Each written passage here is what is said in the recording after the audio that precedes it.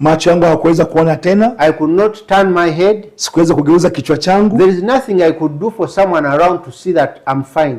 Yani sikuweza kufanya chochote cha kunionyesha kwamba mimi niko salama. But in me I knew my thoughts are coming out like smoke. Lakini mimi mwenyewe nilikuwa naona ndani yangu mawazo yangu yanatokezea kama moshi. And I knew that it is rising up like the way smoke rises up. Nikawa naona kama vile ambavyo moshi unainuka, hivyo hivyo nilikuwa naona. And I knew that my thoughts were going up and making a way just like the way smoke goes. Lakini nikawa naona pia fikra zangu zinaenda kama vile ambavyo moshi huwa unaenda, unapanda, unashuka, unapanda, unashuka. And I knew that my thoughts were going up and then disappear into heaven.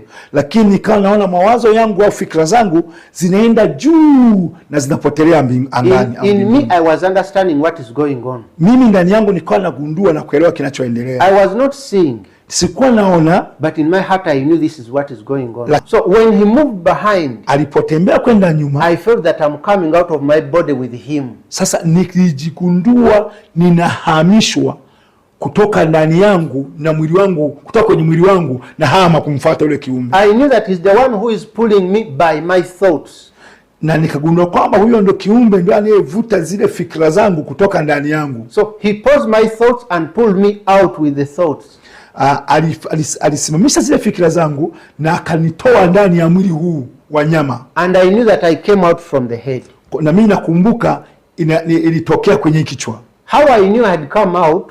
Nilijuaje nimetokea kwenye kichwa? When he was moving behind, nakumbuka kipekee anatembea, I was facing him like this. Nilikuwa ninamtazama namna hii. As he's moving, we are all moving at the same pace. So wakati anatembea kwenda na mimi nilikuwa natembea pamoja naye. But when I looked at myself, lakini nilipojiangalia mimi mwenyewe, I saw someone sleeping in my bed. Nilimuona mtu amelala kwenye kitanda changu hapa. Someone putting on my clothes. Amevaa nguo zangu hizo hizo. When I saw the face, I saw someone who looks exactly like me. Nilipoangalia uso wake, nilimwona mtu anayefanana mimi hivyo hivyo kama nilivyo. That is how I knew I had come out of my body. Hivyo ndivyo nilivyojua nimeshahamishwa kutoka kwenye huu mwili wa kawaida. Myself, I could not control anything. Kwa hiyo mimi sasa sikuwa na uwezo tena wa kujidhibiti kwa vyovyote vile. Then started rising up. Kwa hiyo baadaye akaanza kunyanyuka. Like you see a balloon which can float. Kama unavyoweza kuona pulizio lililopuliziwa lililojaa linapaa kwenda juu. So we started going up.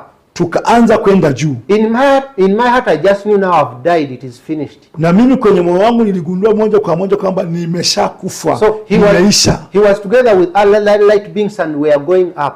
Tukajumuika na wale viumbe wengine waliokuwa wameshuka kutoka mbinguni, tukaanza